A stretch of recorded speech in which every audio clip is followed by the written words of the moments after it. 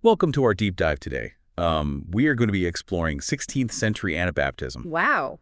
And our main source for this deep dive is an article from Christian History magazine, Okay. which really digs deep into this fascinating and often misunderstood movement. Hmm.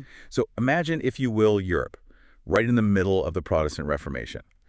It was a period of immense religious and political upheaval. Right, I absolutely. mean, new ideas were challenging the Catholic Church's authority, and this led to, both excitement and danger for those who dared to dissent. Right. And that's where the Anabaptists come in. They had a very Yeah. compelling story, one of courage and conviction and a radical vision of the Christian faith that, still resonates today, centuries later. Yeah.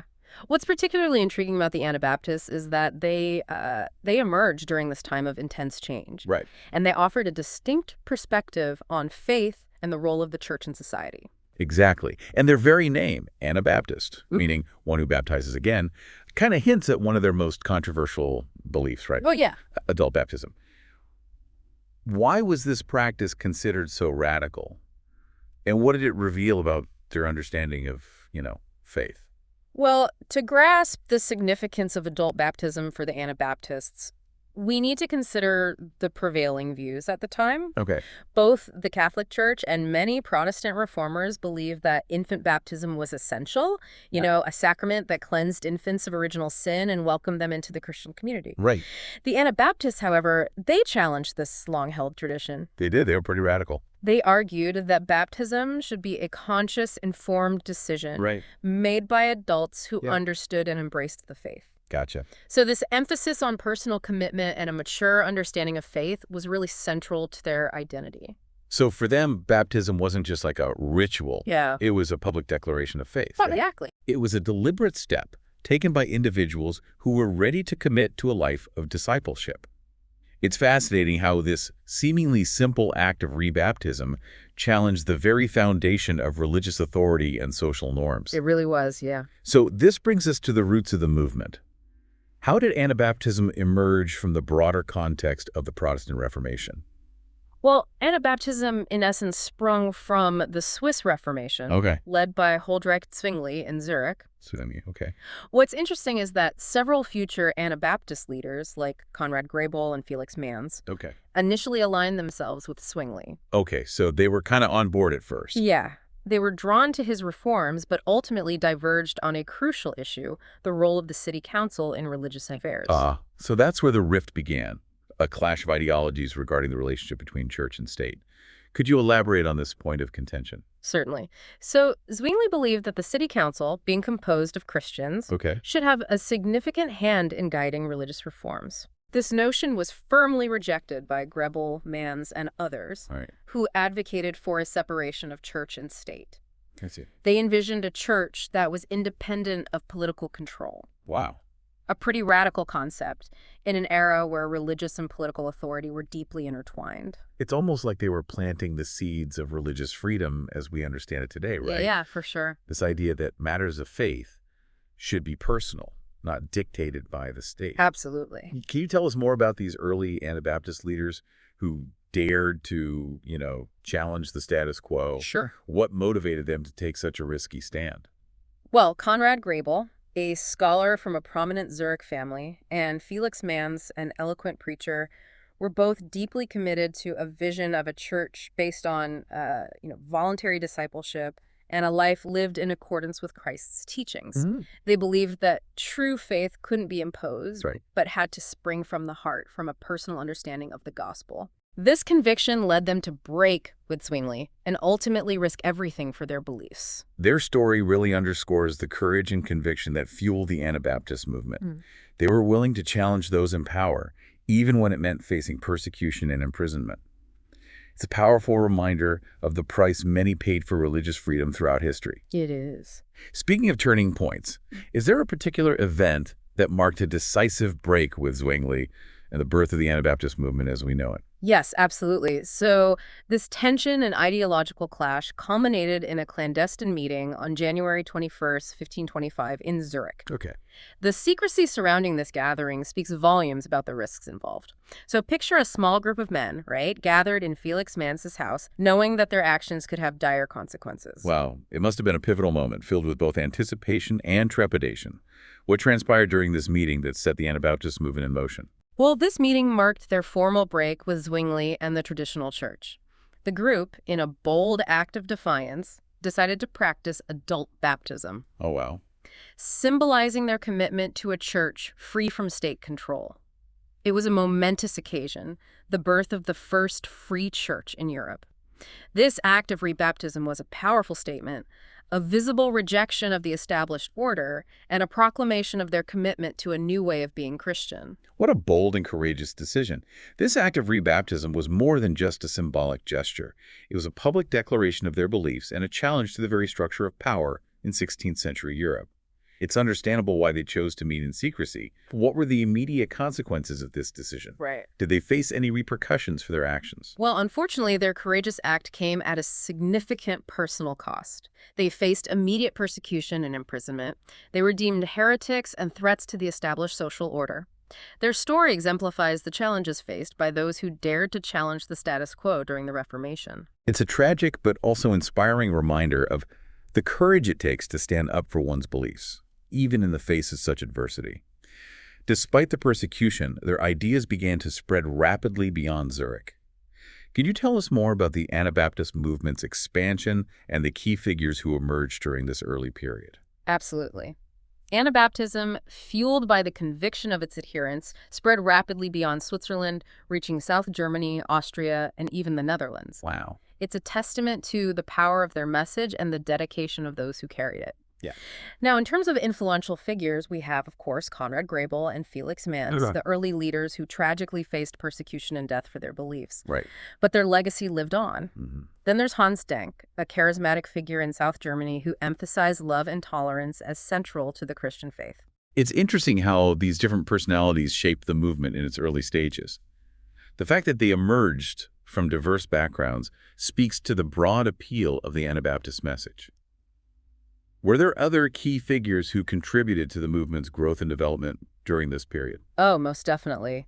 We also have Hans Hut, an energetic missionary Okay. who tirelessly spread Anabaptism through Austria. Mhm. He established a network of apostles, Okay. individuals who traveled and preached the Anabaptist message, further expanding the movement's reach. Gotcha. Then there's Jacob Hutter, who led the formation of communal Anabaptist groups in Moravia, known as the Hutterites, who still exist today. Wow. Their decision to live communally, sharing their resources and supporting one another, was a testament to their commitment to a radical form of Christian living. Living communally in the face of persecution must have required tremendous faith and resilience. It speaks to the profound impact of their beliefs on their daily lives. Is there anyone else we should know about from this period? Yes, there is another figure who played a significant role in the spread of Anabaptism. His name is Melchior Hoffman, Okay. and he introduced Anabaptism to the Netherlands and North Germany. Mhm. He was a compelling preacher Okay. who drew large crowds but also held controversial views on the Second Coming and the Millennium. Oh. His apocalyptic ideas would unfortunately have a dark impact on events in the city of Münster. This raises an important question. You mentioned that Melchior Hoffman held controversial views.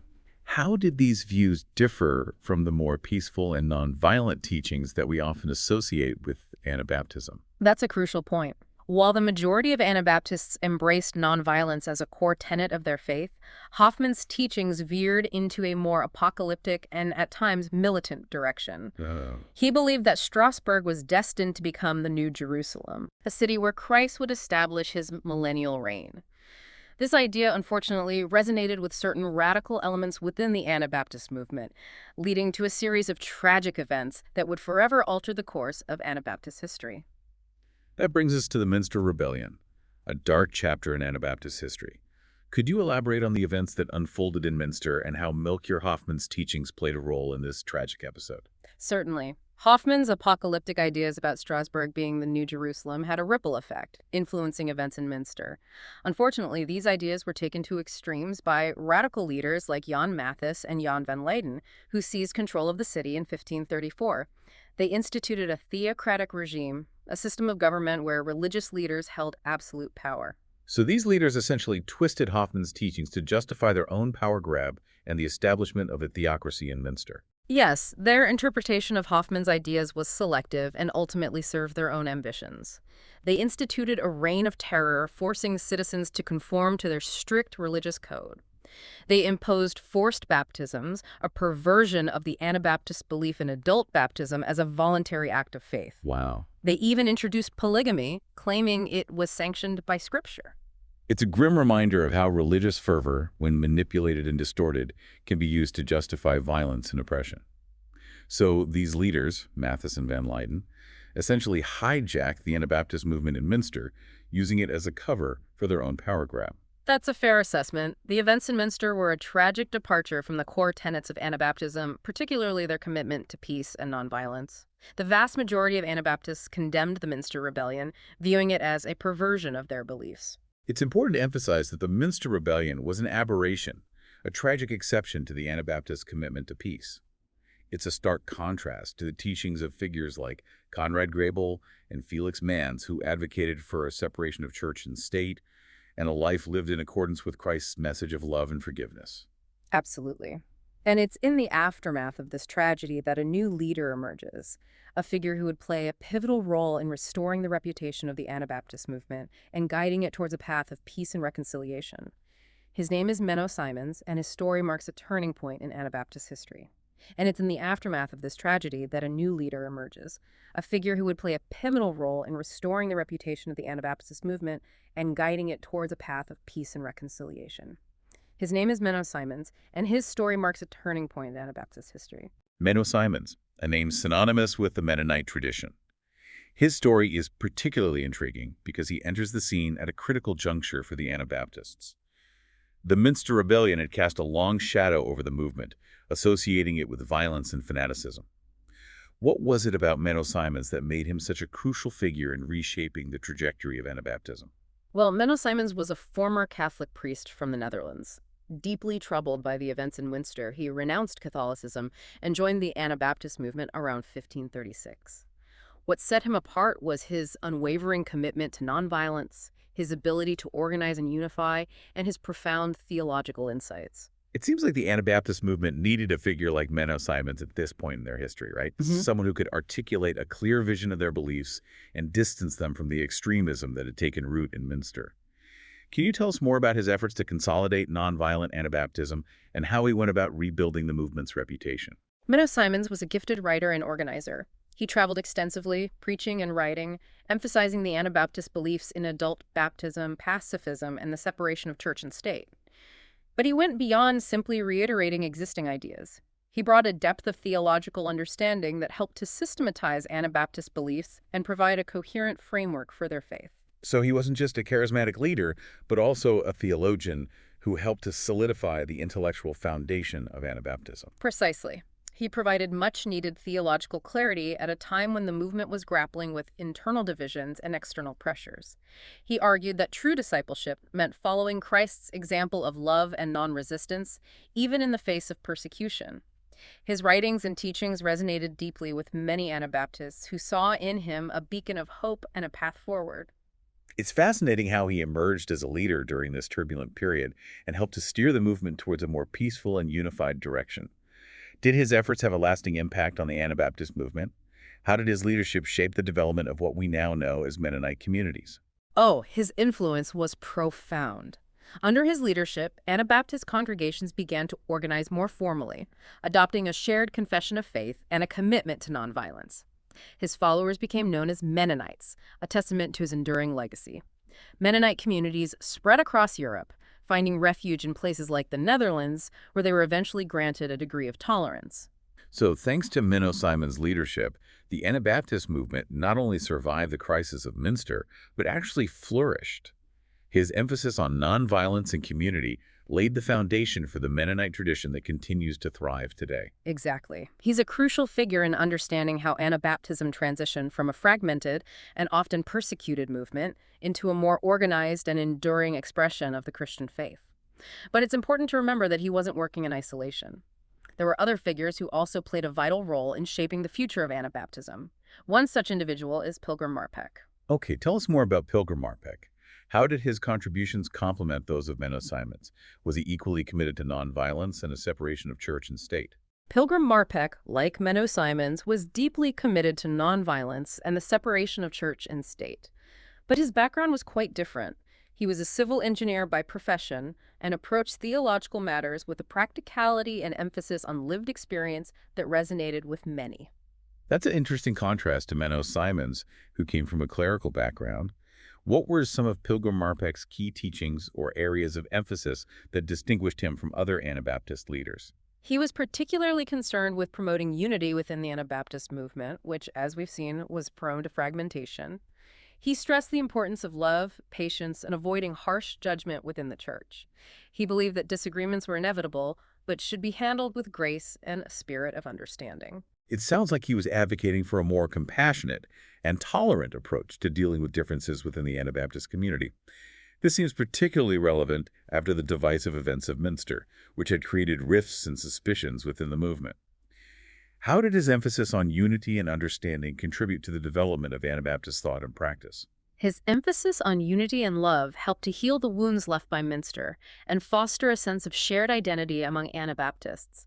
He argued that the true mark of a Christian wasn't rigid adherence to dogma, but a life characterized by love, humility, and a willingness to forgive. So both Menno Simons and Pilgrim Marpeck, in their own ways, played crucial roles in shaping the future of Anabaptism, guiding the movement towards a path of peace, unity, and a commitment to living out Christ's teachings in a radical way. Absolutely. Their leadership helped to define what it meant to be Anabaptist in the aftermath of Minster, emphasizing core values that would shape the movement for centuries to come. But it's important to acknowledge that the story of Anabaptism isn't just about prominent leaders. It's about the countless individuals who lived out their faith amidst persecution and hardship.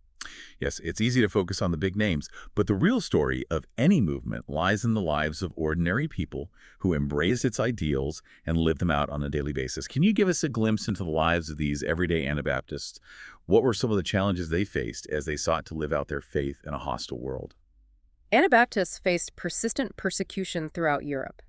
They were seen as a threat to both religious and political authority because of their beliefs in adult baptism, pacifism, and the separation of church and state.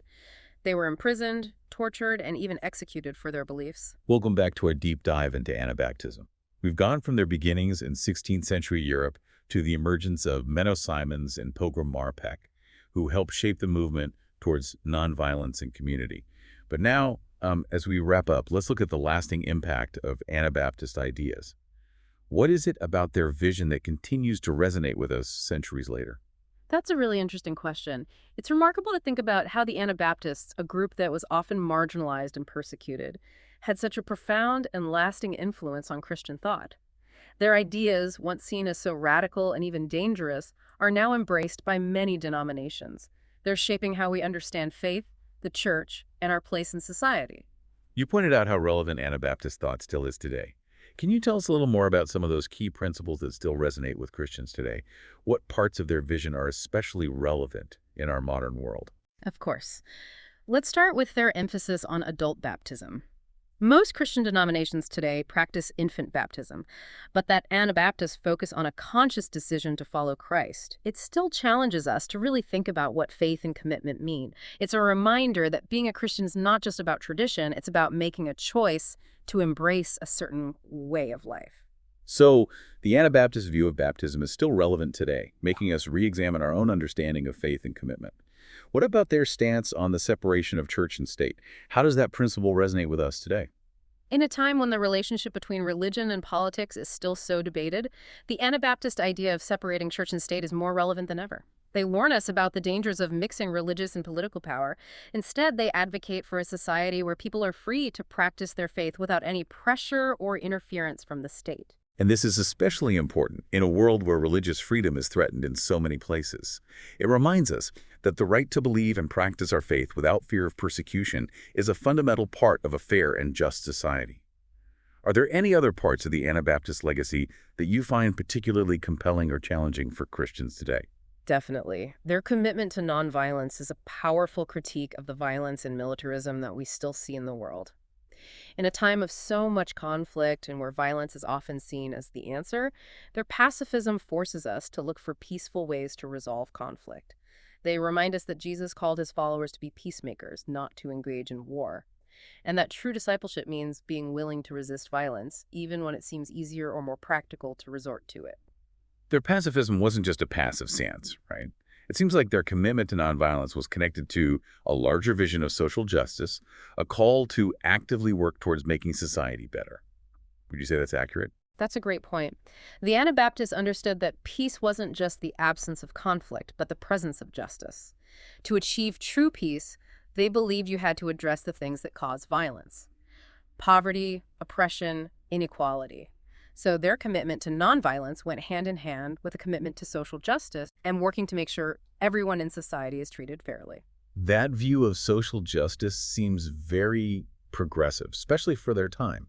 They were promoting a more just and compassionate society long before those ideas became widely accepted. How did they live out this commitment to social justice in their everyday lives? Well, they lived simply, sharing what they had with those in need. They advocated for fair treatment of the poor and marginalized. And they challenged the systems that created and sustained inequality. They refused to be part of systems of violence, things like war and the death penalty, which showed their dedication to the value of all life.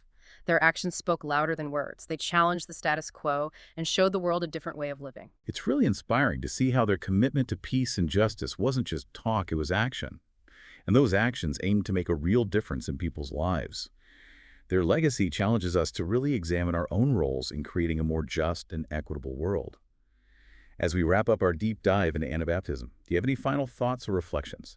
As we finish up, it's important to remember that the Anabaptist story is still being written. It's a testament to how powerful faith can be and how humans are always searching for meaning, purpose, and a just world. Their ideas challenge and inspire us to re-examine our own beliefs, strengthen our commitment to peace and justice, and look for ways to live out our faith in a world that desperately needs the kind of hope and love they embodied. It's very well said. Their story shows us that even small groups of people, often ignored or dismissed, can change the course of history.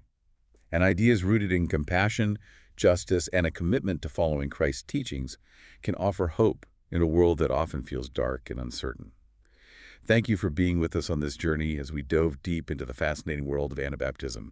We hope you found it as enlightening and thought-provoking as we did. It's been a pleasure talking about this with you. May the Anabaptist legacy continue to inspire us to seek peace, embrace justice, and live in a way that reflects Christ's love. Until next time, keep exploring and don't stop asking questions.